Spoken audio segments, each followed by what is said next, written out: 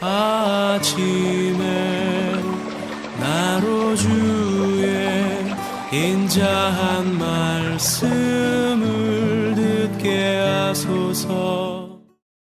성도 여러분 안녕하세요. 금요일입니다. 오늘도 하나님의 사랑이 여러분들의 삶의 자리에 충만하기를 간절히 소망합니다.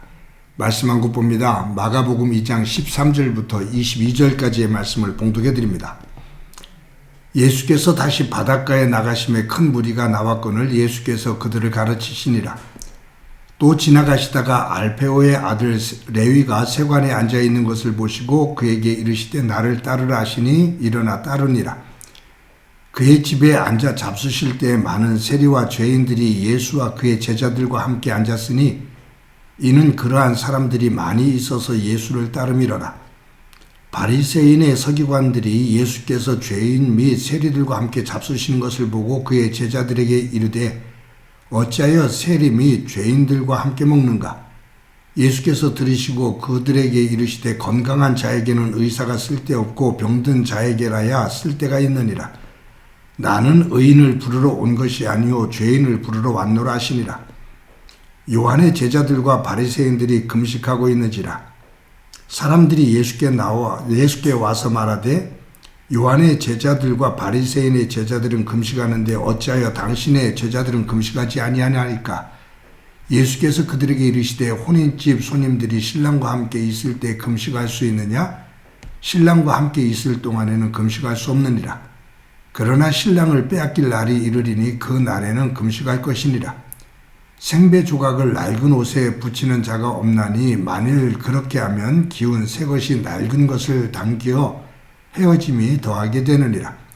새 포도주를 낡은 가죽 부대에 넣는 자가 없나니 만일 그렇게 하면 새 포도주가 부대를 터뜨려 포도주와 부대를 버리게 되리라. 오직 새 포도주는 새 부대에 넣느니라 하시니라. 아멘. 오늘 본문에는 예수님께서 제자 마태를 부르시는 장면입니다. 근데 이 마가복음에는 이름이 레위로 나오죠. 이 레위가 예수님을 따른 다음에 이름을 개명해서 그의 이름이 마태가 되는 것으로 그렇게 됩니다. 마태의 본 이름이 레위였다는 것은 참 중요합니다. 왜냐하면 레위라는 이름 자체를 보면 이 사람이 레위 지파지요. 야곱의 12아들 가운데 하나님께서 레위 지파 사람들, 레위를 그의 후손들을 별도로 구별하셔서 성전에서 섬기게 하고 제사장직을 맡겨주셨습니다. 그렇기 때문에 이들은 성전과 또 제사장직을 맡아서 수행하는 일을 그 일만을 하게 구별하신 거죠. 그렇게 본다면 이 레위는 있어야 될 곳이 어디냐면 성전입니다. 근데 이 레위가 지금 어디에 앉아 있냐면 세관에 앉아 있어요. 세리가 되어서 세관에 앉아 있는 겁니다. 세리라는 직책은 로마 사람들, 로마 제국에 임명을 받아서 동족들, 유대인들에게서 세금을 많이 거두어 로마 제국에 바치는 사람들이거든요. 그리고 그 사이에서 더 많은 세금을 거두어서 착복을 하고요. 그래서 이 세리들은 유대인들에게 아주 매국노로, 증오의 대상으로 그렇게 지목이 된 상태입니다.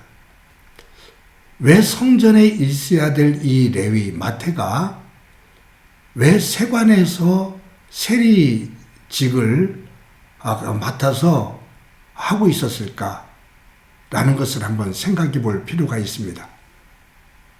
아마 경제적으로 어려웠을 수도 있고요. 아니면 그 성전을 중심으로 되어지는 부정과 부패된 모습을 보고 염증을 느끼면서 이럴 것 같으면 내가 돈이나 더 많이 벌겠다. 성전에서 되어지는 부정과 부패를 보느니 내가 차라리 세리가 되어서 내가 돈이나 더 많이 벌련다라는 생각을 했을지도 모르겠어요. 그런데 그 세리직에 있으면서 이 레위 마태는 굉장히 고민이 컸던 사람이었을 겁니다. 그 모습을 예수님께서 보신 거죠. 그래서 레위에게 나를 따르라 라고 명하셨을 때 이 레위는 세리직을 버리고 예수님을 따릅니다. 예수님의 제자의 길을 따른 거죠. 레위는 예수님을 집으로 모시고 갑니다. 그리고 많은 친척들 그리고 친구들을 초대해요. 그리고 예수님에게 음식을 대접을 합니다. 그러니까 이 레위 마태의 집에 많은 친척들과 특히 세리직을 같이 했었던 그 많은 세리들이 모여서 음식을 먹게 되는데 서기관들이 그 모습을 보고서 끌탕을 해요. 예수가 어떻게 해서 저 죄인인 세리들과 같이 음식을 먹는가 라고 타박을 하죠. 비난을 합니다. 근데 여러분 어제도 보았지만 예수님께서 중풍병자를 낫게 하실 때 서기관들이 어찌하여 신성을 모두 가느냐라고 말하거든요. 근데 오늘도 이 세리들과 음식을 나누는 예수님의 모습을 보면서 똑같이 어찌하여 저가 죄인들과 함께 음식을 나누느냐, 어찌하여 탄식을 하면서 비난을 합니다. 그때 예수님께서 새 포도주는 새 부대에 담아야 된다. 새 포도주를 헌 부대에 담으면 그 새 포도주가 발효가 되면서 그 헌 부대가 터진다 그 말이에요. 새 포도주는 새 부대에 담아야 된다 라고 말씀을 하시죠.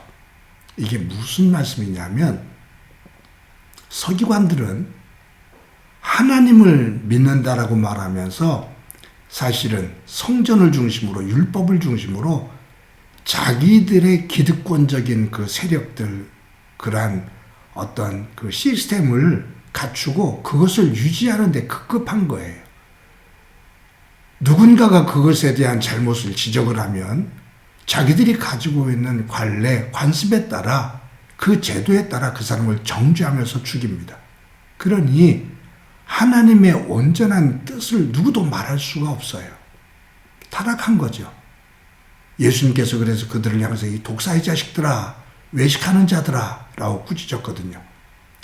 그들이 가지고 있는 그러한 제도에 그러한 습성에 복음을 담을 수가 없다. 하나님의 나라를 담을 수 없다. 그 말이에요. 도리어 죄인이었다가 죄인으로 부름을 받아 은혜로 하나님의 백성된 그 감동과 감격을 가지고 있는 그들이 진정한 하나님의 나라의 은혜를 깨닫고 전할 수가 있다. 그 말이에요. 사랑하는 성도 여러분, 저희들의 신앙생활의 연륜이 쌓이는 것, 또 몇 대에 이어서 모태 신앙으로서 기독교 가정에서 성장하는 것은 참 복 중의 복입니다. 그런데 한 가지 조심해야 될 것이 있습니다. 잘못하다 보면 우리가 가지고 있는 제도, 우리가 가지고 있는 어떤 관습, 우리가 가지고 있는 전통, 여기에 매여서 복음이 되지 못하는 하나님의 나라를 왜곡시키는 그러한 일을 할 때가 있습니다.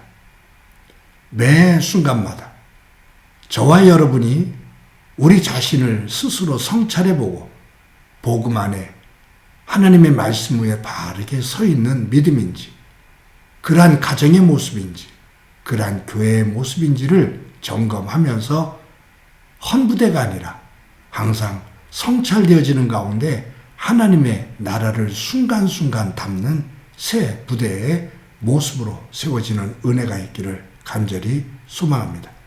어찌하여 비난하는 모습이 아니라 하나님의 나라를 품은 그 감동과 감격을 가지고 그 나라를 증거하는 삶이 되어지고 그 위에 하나님의 은혜가 가득하기를 간절히 소망합니다. 한번 기도드립니다.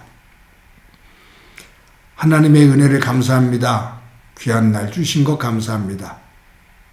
예수 그리스도 안에서 부름을 받아 하나님 나라 백성이 되었는데 믿음의 연륜이 쌓이면서 더 성숙한 모습이 되기를 소망합니다. 잘못하다 보면 굳어지고 어떤 전통에 매여 나를 드러낼 때가 많은데 그러한 어리석은 모습 되지 않도록 은총 베풀어 주옵소서. 오늘도 주 안에서 새로운 모습으로, 날마다 새로운 모습으로 주님 앞에 서기를 소망하며 예수님의 이름으로 기도드립니다. 아멘.